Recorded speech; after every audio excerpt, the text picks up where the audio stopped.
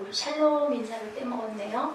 자, 뒤에서부터 샬롬에서 왼쪽으로 해서 우리 선생님 쪽으로 샬롬하고 가시는데 의례적으로 하시지 마시고요. 축복을 가득 담아서 또한 눈을 맞추시면서 기쁨을 가득 선사하시는 시간, 가장 귀한 제사장의 시간입니다.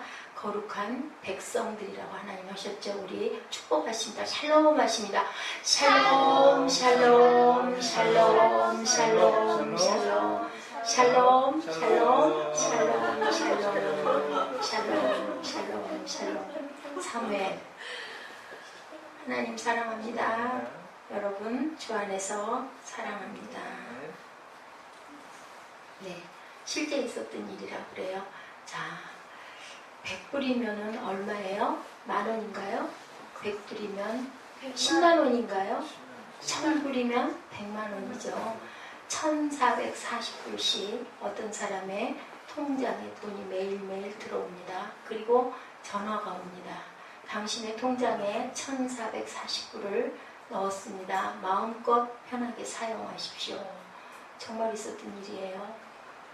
이상하잖아요. 아, 이건 누가 사기를 치는구나 하고 그냥 들은 척도 안 했어요. 둘째 날 다시 전화가 옵니다. 당신 어저께 통장에 넣어드린 입금한 1440불을 하나도 쓰지를 않으셔서 소멸됐습니다. 오늘 다시 1440불을 넣어드리오니 마음껏 필요한 대로 유용하게 사용하십시오. 해요. 참 별 이상한 전화도 다 있다. 그리고 또 대답을 안 했어요. 사흘째도 또 그렇습니다. 이상해요. 그래서 은행에를 직접 가가지고 확인을 해봤더니 정확하게 1440불. 144만원이죠? 맞죠? 그렇게 돈이 들어와 있는 거예요. 참 별일이다. 그리고 조금 써봤어요. 한 40만원 좀 썼어요. 그랬더니 그 다음날 또 전화가 왔어요. 어저께 40만원을 인출해서 쓰셨더군요. 그 나머지 돈은 소멸됐습니다. 다시 오늘 1440불을 넣어드리니 마음껏 쓰십시오. 아, 이게 웬일이냐? 그리고는 이제는 막 썼어요. 그랬더니 그 다음날 또 다시 전화가 오고, 아, 어제는 다 쓰셨더군요. 그런데 당신 아무렇게나 쓰시지 말고 꼭 필요한 부분에 사용하십시오 하고, 오늘도 마찬가지로 1440불을 내가 입금했습니다 라고 또 연락이 오고, 이번에 또 뭐 신나게 이제 참 행운이다, 너무 기쁘다, 너무 좋다, 우리 보라 자매 같으면 입이 여기서 이렇게 찢어져가지고 신발을 뒷손에다 쥐고 뛸 것 같아. 어디 갈까? 가발집을 갈까? 휴대폰을 새 걸로 2개쯤 살까? 막, 그치? 아니면 뭐 컴퓨터를 또한 새 거를 하나 사볼까? 나도 운전면허를 배워가지고 자동차를 한 대 사볼까? 이랬을 것 같아. 그리고 다 썼어. 그랬더니 일주일째 되는 날 연락이 다시 또 와서 6일을 그렇게 잘 쓸 거예요. 다 한 사흘까지는 내버려두고 나흘 다 쓰여서 6일 동안을 신나게 쓰고 일주일 만에 다시 전화가 왔어. 유용하게 잘 쓰시라고 돈을 1440불씩 넣어드렸는데 당신은 유용하게 잘 쓰지 않고 너무 낭비를 하고 쓰셨더군요. 이제 당신께 1440불씩 드리든 이것은 오늘로서 당신은 자격이 없어서 그만 드리도록 하겠습니다. 돈을 입금하신 장본인을 바꿔드리겠습니다. 누가 입금했을까요? 응? 누가 입금했을까? 아빠가 입금을 했어요. 아빠가 전화를 딱 받아서 내다 하는 거예요. 하시면서 뭐라고 말씀하셨을까요? 고등학교를 졸업했기에 네가 물질에 대한 부분에 개념이 얼마나 있는지 보려고 너한테 돈을 보내줬는데 너는 별로 경제 관련이 없더구나 라고 얘기를 해요. 여러분 1440불 굉장히 크잖아요. 근데 정말로 실제로 우리에게 1440의 그 순간을 주시는 분이 계신데 누구실까요? 하나님. 어떻게 1440 순간이 뭘까요? 응? 자, 1분은 몇 분? 1분은 1시간은 몇 분? 60분. 60분. 하루는 몇 시간? 24시간. 24 곱하기 60은 몇? 1440분. 그죠? 맞죠? 자, 찰나, 똑딱 몇 분? 1초. 그죠? 1분, 1분. 우리에게 순간을 주시는 하나님께서는 무엇을 주셨어요? 시간으로 인하여 우리가 세상을 살아갈 때 선택하고 선택할 수 있는 폭을 주신 거예요. 세상에 무엇을 다 가져도 무엇을 잃어버리면 생명을 잃어버리면 우리는 다시 돌이킬 수가 없어요. 아멘. 그래서 우리는 건강과 하나님의 시간 주심을 감사해야 될 줄로 믿습니다. 자, 야곱이 어땠어요? 몇 년 동안? 본문에 보니까 몇 년 동안? 20년 동안 잡아냈지. 자, 두 번은 누구를 위하여 7년씩? 그 여자들. 누가 된 여자들? 아니에요. 라헬을 위해서 7년씩 봉사했고, 또 나머지 6년은 또 누가 붙잡아서? 라반 삼촌이 붙잡아서 있는 내용들이 오늘 본문에 있어요. 자, 창세기 31장 40절 한번 읽어볼까요? 시작. 내가 이와 같이 낮에는 더위를 무릅쓰고 밤에는 추위를 당하며 눈 붙일 겨를도 없이 지내었나이다. 자, 41절에 내가 외삼촌의 집에 거한 지 몇 년? 20년에 외삼촌의 두 딸을 위하여 14년, 외삼촌의 양떼를 위하여 6년을 외삼촌을 봉사하였거니와 외삼촌께서 내 품값을 몇 번이나? 10번이나. 20년 동안 10번이면은 2년에 한 번씩 빼먹었어. 응? 자, 야곱은 어떤 사람이었어요? 고향에서? 응? 고향에서 무슨 짓 하고 갔어? 속이고 갔어요. 어떻게 하고 갔어? 도둑질하고 어떻게 속이고? 그거 잔대. 또 하나는 팥죽. 축복, 장자의 축복권과 그리고 또한 장자권 두 가지를 뺏어서 주려고 하니까 엄마가 피해서 잠깐 갈세라고 간 게 몇 년을? 20년을 세월을. 자, 42절에 10번씩이나 근데 떼먹었는데 42절에 봐요. 우리 아버지 하나님 아브라함의 하나님 이삭의 경외하는 이가 나와 함께 계시지 아니하였으면 삼촌은 나를 아마 빈손으로 쫓아냈을 것인데, 자, 누가? 하나님이 나의 고난과 내 손에 수고를 감찰하시고 어젯밤에 외삼촌을 책망하셨다라고 얘기를 해요. 자, 그렇게 얘기를 하니까 그리고 이제는 뭐라고 얘기를 해요? 우리가 1년 동안의 그 소중함, 아까 제가 1440순간 1분 1분 하면 1440분인데 이제 이 야곱은 내 20년 동안의 세월을 돌아보면서 한탄을 하고 있는 거예요. 자, 여러분들 1년의 소중함 어떻게 소중하시던가요? 지난 1년은 또 벌써 1년이 다 돼가. 그죠? 1년의 소중함을 누구한테 물어보면 가장 절실하게 얘기를 할까? 1년이라는 소중함 누구한테 물어보면 어떻게 알았어? 재수생. 학생 중에도 재수생. 1년이 얼마나 피나는 세월일까? 그치? 또 시험을 봐서 붙어야 할 텐데 최선을 다하고는 있지만 얘가 거기다 낙서하면 안 돼. 그렇게 하다 낙서가 되는 거야. 볼펜은 지워지지도 않아요. 자, 1년의 소중함인 정말로 얘기했던 대로 학생들. 그럼 한 달에 대한 그 피나는 마음은 누굴까? 예수님. 응? 월급쟁이. 월급쟁이보다 더 비참하게, 더 힘들게, 더 안타까운 사람, 월세를 낼 수 없는 월세를 사는 사람의 마음, 그죠? 정말 한 달이 빨리빨리 돌아와요. 저도 요즘에 그 이제 뭐 성전 세에 뭐 여러 가지 부금에 하다 보면은 금방 내고 나서 돌아서서 한 열흘쯤 있으면 말일이 되고 또 연초가, 월초가 또 돌아가고 그럴 것 같죠? 자, 그래요. 한 달은 아까 얘기한 것처럼 월급을 타서 다 이것저것 내고 나면 주머니에 남는 게 얼마 없고 한 달이 또 금방 돌아와주면 좋은데 그런 분들한테는 한 달이 빨리 오질 않고 월세를 지불해야 되는 입장은 한 달이 너무너무 빨리 돌아오는 거예요. 자, 일주일이 소중하고 일주일이 굉장히 두려운 사람은 누굴까 한번 생각을 해봤어요. 죄진 사람. 주간 잡지를 만들어내는 편집인, 그죠? 일주일이.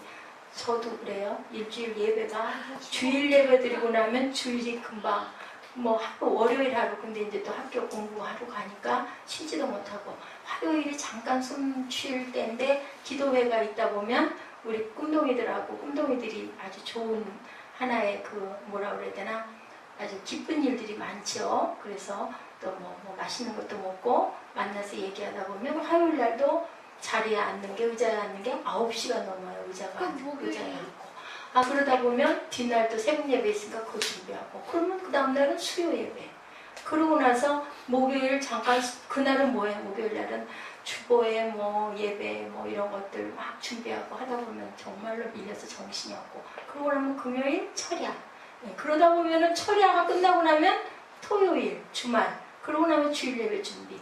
일주일이 어떻게 가는지, 한 달이 어떻게 가는지 정말 몰라요. 주간 잡지를 만드는 분들도 아마 그럴 것 같아요. 그러면 하루의 소중함은 어떤 사람이 가장 절실하게 느낄까? 이제 일주일 단위가 지나갔어. 하루는 어떤 사람일까? 자, 기다리다 자녀를 기다리다가 숨을 넘긴 부모의 그 돌아가신 그 부분에 영정 앞에 서 있는 자녀들의 마음은 어땠을까? 하루를 못 기다리고 가신 어머니, 외국에 있는 요즘엔 자녀들도 많잖아요. 굉장히 가슴이 아플 것 같아요. 평생 잊지 못할 것 같아요. 그러면 하루를 안타까워하는 사람은 누굴까? 하루를 안타까워하는 사람. 하루를 안타까워하는 사람은 누굴까요? 자, 하루를 일찍 들어왔어, 구단에. 그래가지고 주전이 되고 열심히 연습하고 있는 그 주전을 너무나 안타깝게 바라보는 후보 선수의 마음. 얼마나 부러울까? 얼마나 하고 싶을까? 하루 늦어서 원서를 하루 조금 더 일찍 내드렸으면 좋았을 건데 무엇을 놓쳤어? 기회를 놓친 사람. 그죠? 이렇게 우리는 각자의 자리에서 소중함을, 자, 1분이 늦어 비행기나 열차를 놓치고 서 있는 승객은 얼마나 안타까워. 그거는 아마 경험해 본 분들이 많을 거예요.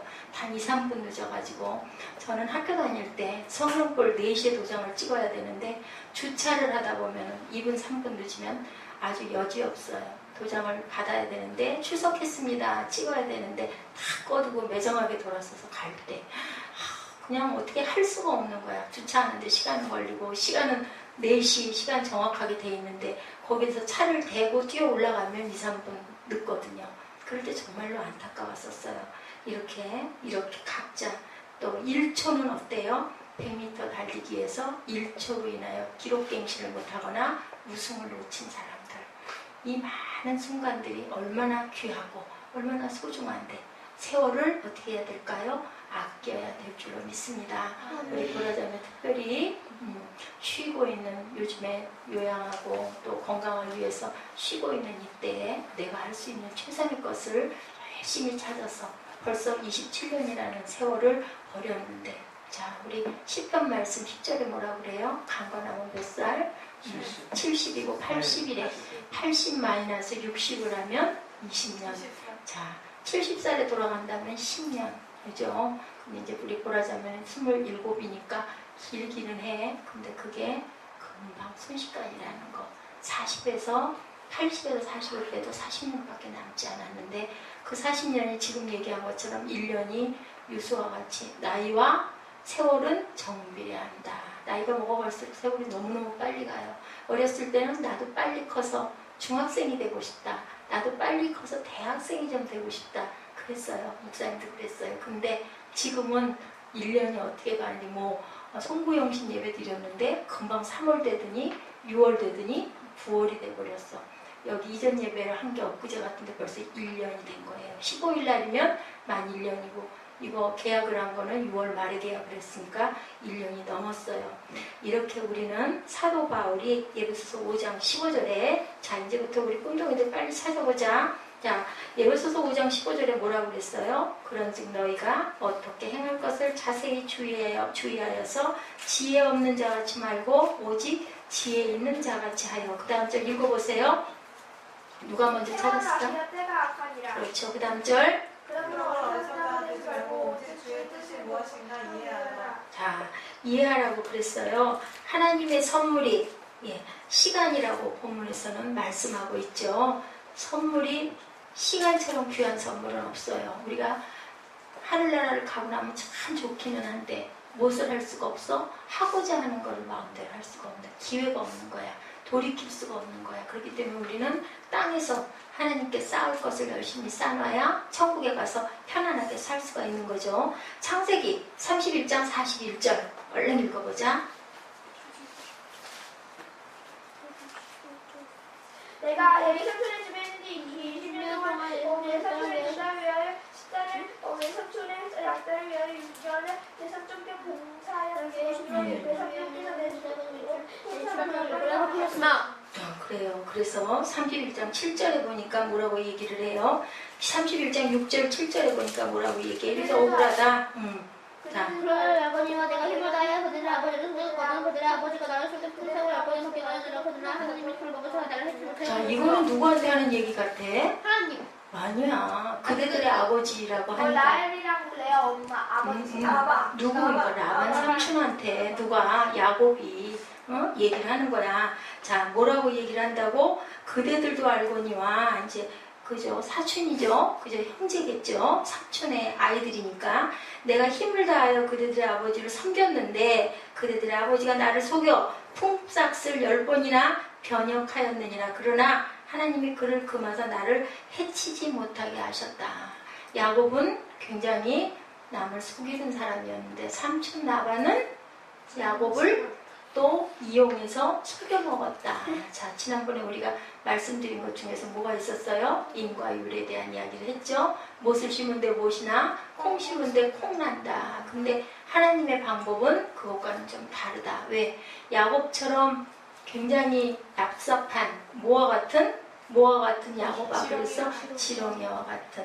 자, 야곱이 아주 그렇게 간계한 발뒤꿈치를 잡고 나온 그런 자였는데도 불구하고 하나님께서는 복을 주셔요. 복을. 자, 어떻게 복을 주셔? 이렇게 지키셨다라고 얘기하죠. 하나님이 계셨기 때문에 내가 그나마 이만이나 한다라고 얘기를 해요.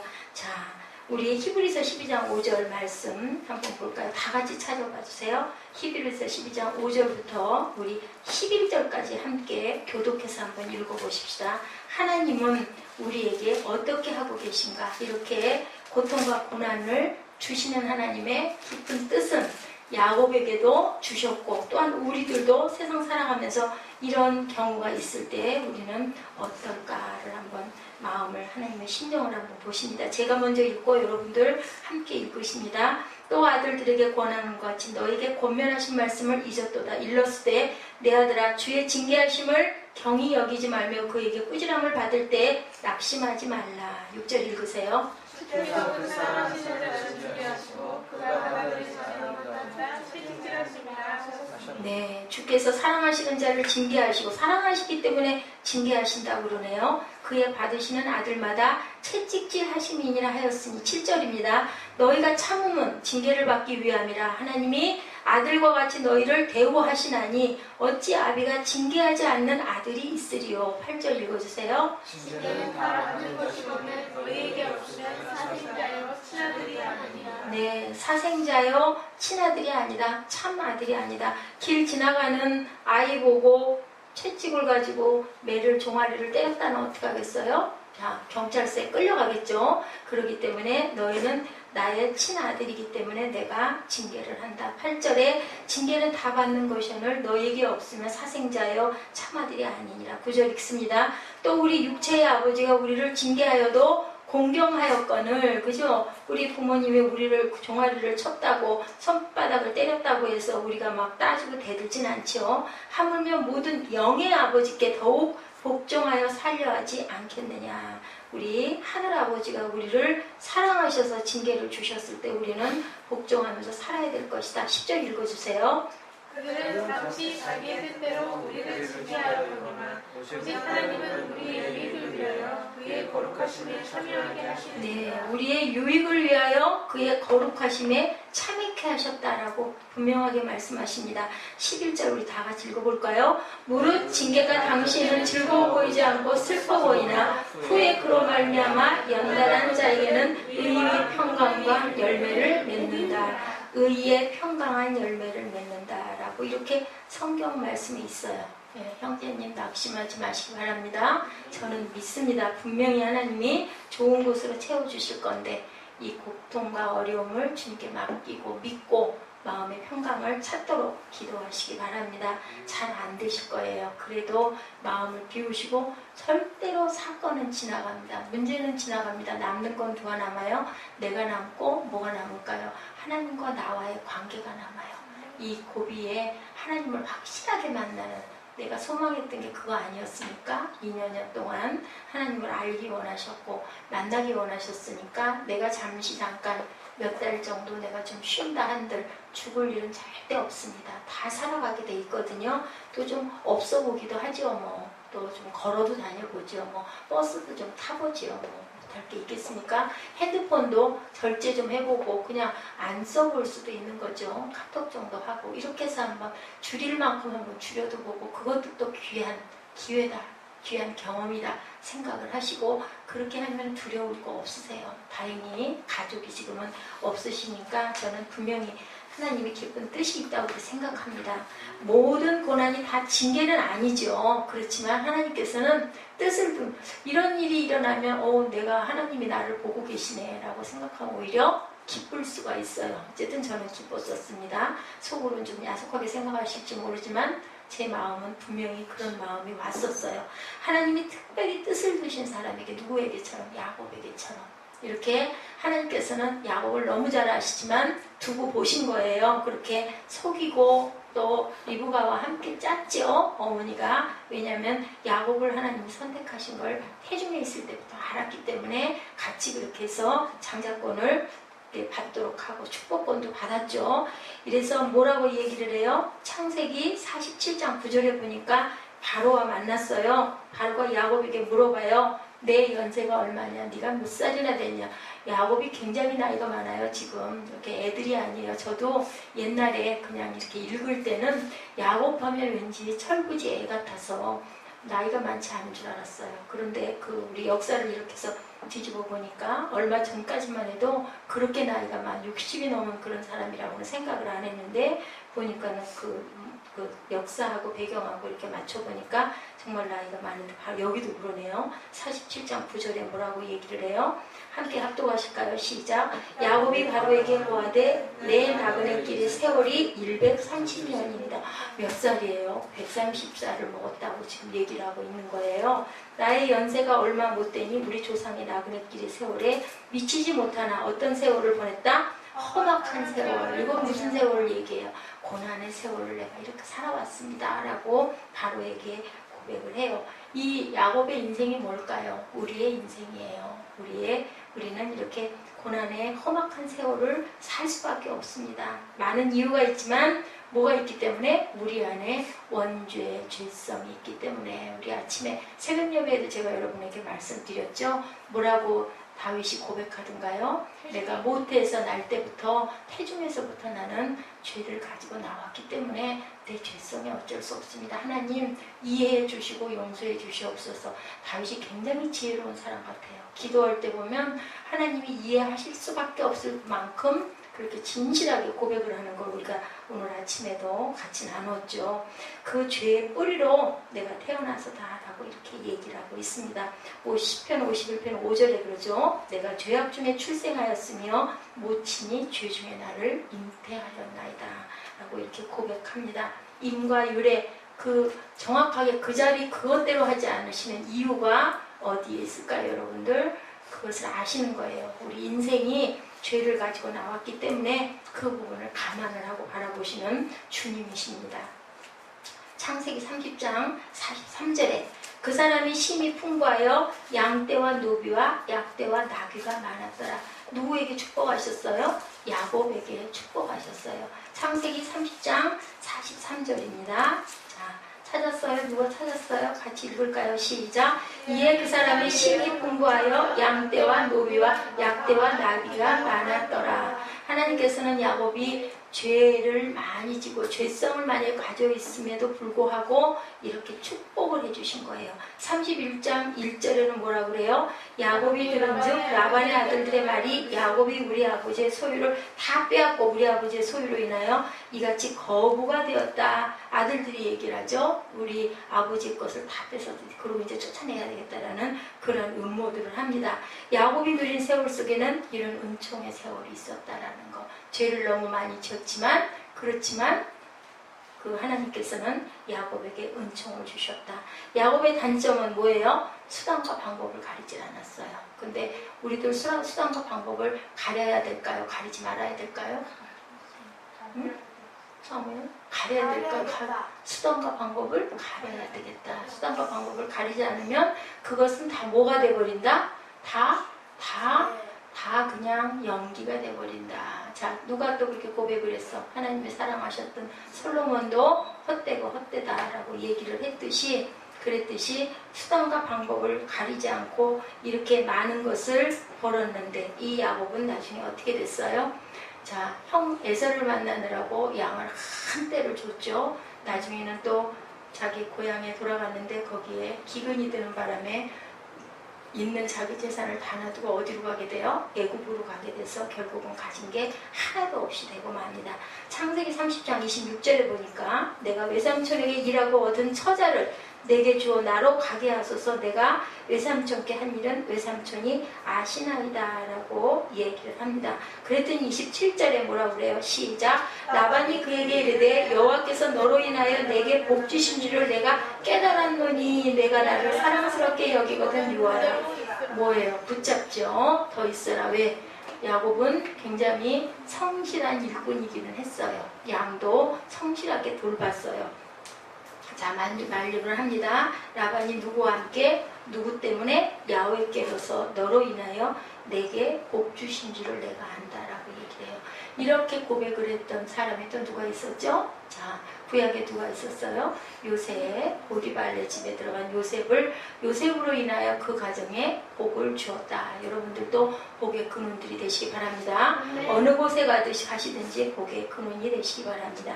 자, 라반이 그렇게 고백하죠. 여호와께서 너로 인하여 내게 복을 주었다.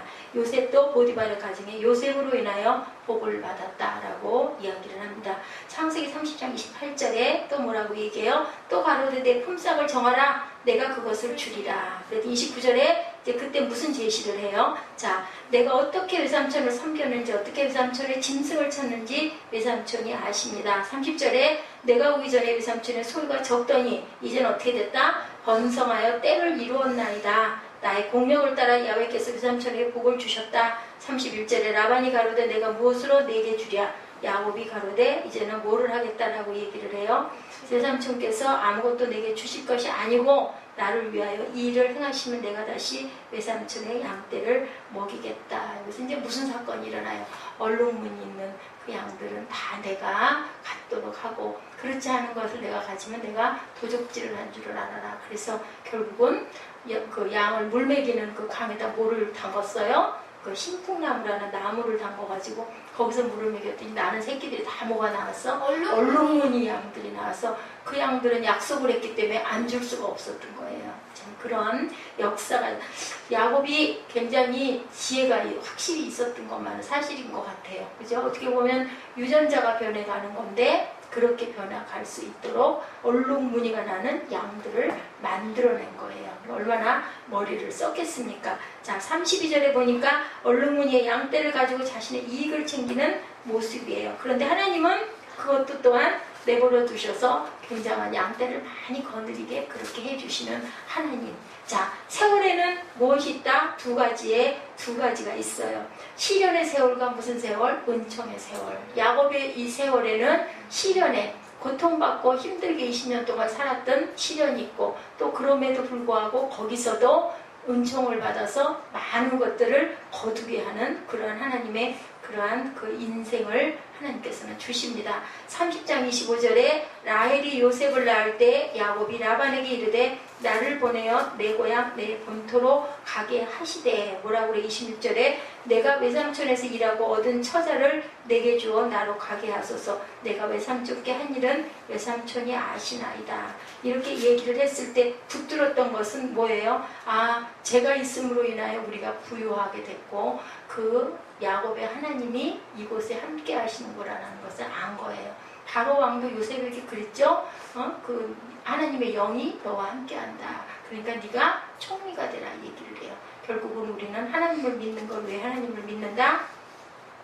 하나님을 믿음으로 인하여 주변에 좋은 영향을 끼치고, 하나님을 믿음으로 인하여 주변 사람들이 아, 예수 믿는 사람이구나, 크리스찬이구나, 저 사람하고 함께 있으면 기분이 좋아진다, 저 사람이 내 옆에 있어서 내가 든든하다, 저 사람이 내 옆에 있으니까 왠지 뭔가 잘 될 것 같다라는 그런 존재들이 우리가 되어야 할 줄로 믿습니다. 네, 그래서 보면은 라반이 가로도 내가 내 말대로 하리라 하고 결국은 이제 이렇게 다 해서 나중에 어떻게 해요? 아까 말씀드린 대로 서로를 그렇게 해서 서로가 서로를 이용한 거예요. 30장 36절에 자기와 야곱의 사이를 사흘길이 뜨게 하고 야곱은 라반의 남은 양떼를 쳤어요. 확실한 이유와 결과는 정확하게는 모르는데 어쨌든 야곱은 뭐가 됐다? 부자가 됐어요. 그죠? 그런데도 그 재산은 남아있는 게 없이 에서를 만나서 주고 그 다음에는 애국으로 떠나느라고 가진 것들을 다 잃어버리는 그 재산에 대한 것은 너무